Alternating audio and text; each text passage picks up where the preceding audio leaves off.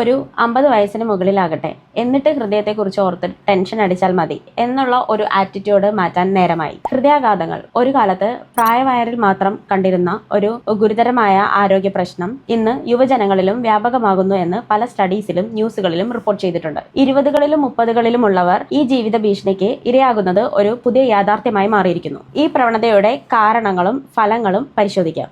ഞാൻ doctor Jibina Naif, consultant physician, Velith homeopathy clinic.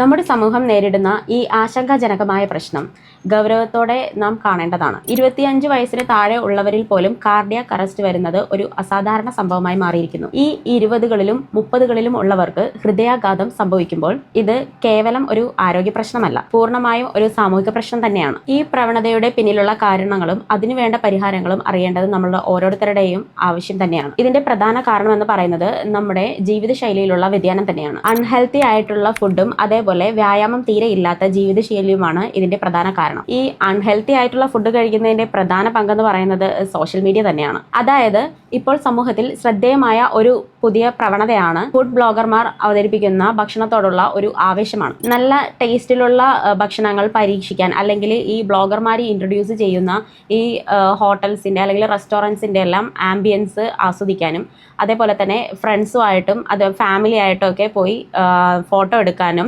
Social മീഡിയയിലും കൊണ്ടുപോയി പോസ്റ്റ് ചെയ്യുക എന്നുള്ളത് ഒരു പ്രവണതയായിക്കൊണ്ടിരിക്കുകയാണ്. ഇത് കാണാൻ ഒരു സാധാരണ വിനോദമായി തോന്നാമെങ്കിലും ഇറ്റ് ഈസ് വെരി ഡേഞ്ചറസ്. ഈ ട്രെൻഡിന്റെ ദൂഷ്യഫലം എന്ന് പറയുന്നത് വളരെ ഗുരുതരമായ ഒന്ന് തന്നെയാണ്. ഒന്നാമത്തെ പ്രശ്നം ആവശ്യത്തിലധികം ഫുഡ് കഴിക്കുന്നു എന്നുള്ളതാണ്. കാരണം that leads to unhealthy eating habits. അതിൽ തന്നെ ഒട്ടും ഹെൽത്തി അല്ലാത്ത ഫുഡാണ് കഴിക്കുന്നതെന്നാണ് അതിന്റെ അടുത്തൊരു പ്രശ്നം. അമിതമായിട്ട് ജങ്ക് ഫുഡ് കഴിക്കുമ്പോൾ അത് ഒബിസിറ്റിക്ക് കാരണമാകുന്നു. കൂടെ കൊളസ്ട്രോൾ ആൻഡ് BP കൂടുന്നത് ഹാർട്ടിന് കൂടുതൽ സ്ട്രെയിൻ കൊടുക്കുകയാണ് ചെയ്യുന്നത്. ഈ ജങ്ക് ഫുഡ്സിലൊക്കെ ഏറ്റവും കൂടുതൽ ട്രാൻസ് ഫാറ്റ്സ് ആണ് ഉള്ളത്.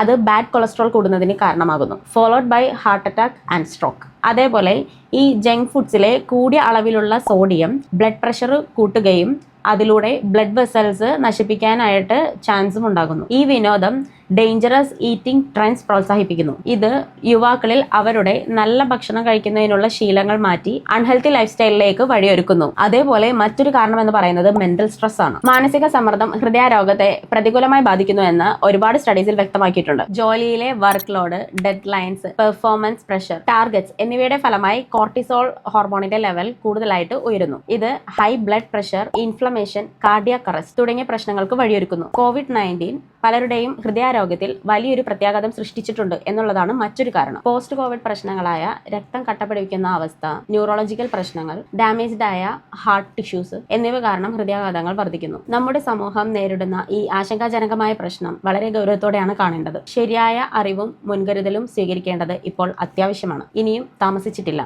നമ്മളെ കണ്ടാണ് നമ്മുടെ കുട്ടികളും വളരുന്നത്. സോ അതിനായി ആദ്യം തന്നെ ഒരു ഹെൽത്തി ലൈഫ് സ്റ്റൈലിലേക്ക് വരികയാണ് ചെയ്യേണ്ടത്. ഹെൽത്തി ലൈഫ് സ്റ്റൈലിലേക്ക് വരുന്നതിന് വേണ്ടിയിട്ട് നമ്മൾ ആരോഗ്യകരമായ ഒരു ഭക്ഷണക്രമങ്ങൾ കൊണ്ടുവരിക. പ്രോസസ്ഡ് ഫുഡ്സ്, ജങ്ക് ഫുഡ്സ് ഇതുമേ പോലുള്ളവ ഒഴിവാക്കുക. എക്സസൈസിന് ഇമ്പോർട്ടൻ്റ് കൊടുക്കുക. അത് ഒരു ശീലമാക്കേണ്ടതുമാണ്. ഡെയിലി കുറഞ്ഞത് ഒരു 30 മിനിറ്റെങ്കിലും എക്സസൈസ് ചെയ്യാനായിട്ട് ശ്രദ്ധിക്കുക. മാനസിക സമ്മർദ്ദം കുറയ്ക്കുന്നതിന് യോഗയും അതുപോലെ തന്നെ മൈൻഡ്ഫുൾ മെഡിറ്റേഷൻസും സ്വീകരിക്കാവുന്നതാണ്. And last but not least, കൃത്യമായ ഒരു റുട്ടീൻ ഹെൽത്ത് ചെക്കപ്പ് നടത്തേണ്ടതും വളരെ ഇമ്പോർട്ടൻ്റ് ആണ്.